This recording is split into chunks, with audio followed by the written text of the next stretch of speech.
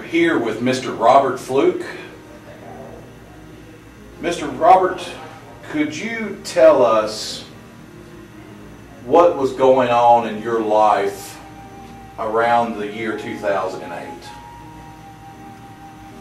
Well, not a lot until about April of that year. Well, I guess March of that year is when I discovered that I was anemic and had to have some blood. And that's when we started doing some investigating, we being Dr. Lee and I. And I wound up with a colonoscope and found out I had colon cancer. So you had been feeling somewhat weak, right? And you went in for some checks, right? And they addressed the anemia right away, right? But then Dr. Robert Lee here in Dover suggested that you seek out the cause, and that led to a colonoscopy, and of course the colonoscopy revealed that I had colon cancer. And tell me, you mentioned that it was a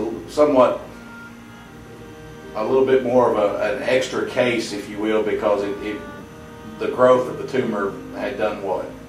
Well, according to the surgeon, the growth had exceeded the walls of the colon and it attached itself to the bottom of my stomach. And of course that was not known until they got in there and did the actual physical surgery and realized that, and so they had to cut a portion of the bottom of my stomach out, which at first it was quite a shock, but it's turned out to be not a problem, other than the fact that I can't hold as much food as I used to. But it didn't cause me to lose any weight, as you can tell. And so you've made a full recovery so far, and you've been in remission since then. Right. Let me ask you, how important has your faith been during your journey with cancer? Well, it's been everything. I realized after I was diagnosed that I thought it was going to be the end of the world, but I realized that you make the best of it. My favorite thing is that life is full of choices and attitudes, and so I decided that if the good Lord was wanting me, He'd take me. If He didn't, He'd leave me down here. And I guess I'm too ornery for Him to take up there right now, so I'm still here. But faith is, I firmly believe that, when the man upstairs is ready for me, he's going to come and get me, regardless of whether I've got something pending or not. How did having cancer not only affect your life, but the lives of your family and friends? Well, that's difficult to say, other than you have the usual remorse or the feelings that maybe you're going to lose somebody, and with cancer, from what little I know about it, it's one of those uncertain things that you never know. Like I said, I went through all that period of time that cancer was in there, not knowing and not even having an idea that was there. And my family was very concerned. My youngest son and I had quite a conversation about the chemo and all that kind of stuff. And so I'd say most everybody was very concerned about it. Now, we talked about how important your faith was, but aside from that, what other things got you through this rough time in your life? Friends and attitude. I made up my mind I wasn't going to let it get me down. And if it did get me down, it was meant to be. And I think most of my friends will tell you that my attitude had a lot to do with it.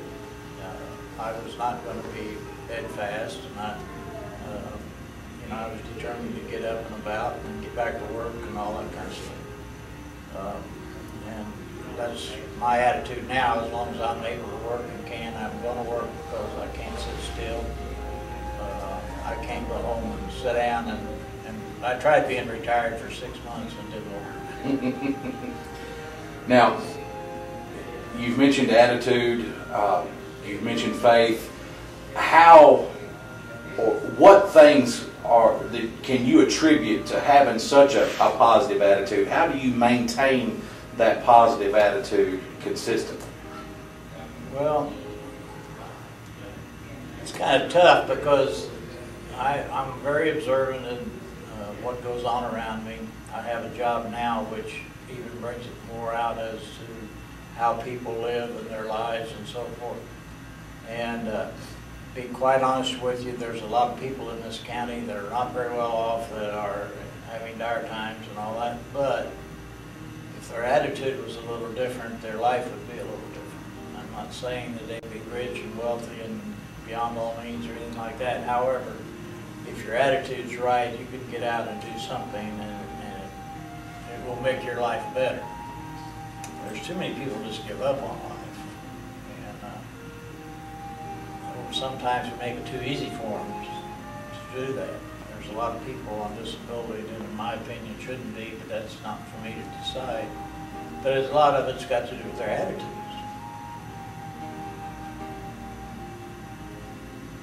What can you offer to someone to give? Is there anything that you would like to say that might give some encouragement to others going through this now? No, just trust in the Lord and your doctor and you know, your family. Family and friends are the two most important things you have in life, I think.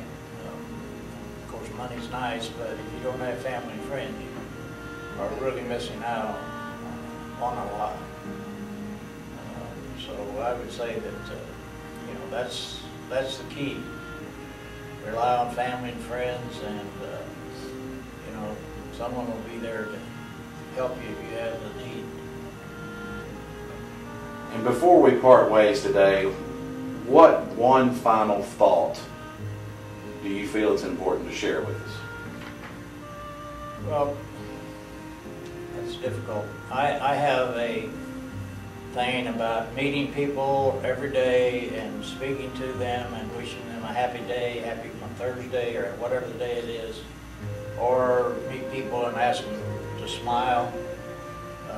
We live, if you ever go to the mall and just stop and watch people, we live in a very sad world these days. Everybody goes by or frowning, or it's like it's the end of the world. My attitude is, and everybody should be, to get up in the morning, look in the mirror, and decide whether you're going to be a happy day or whether you're going to be a miserable SOB to whoever comes along. And I believe there's people that get up and actually feel that way, you know. But I get up, you know, if I get up and go look in the mirror, it's going to be a great day. And that's, you know, any day that you're above ground, it's a great day.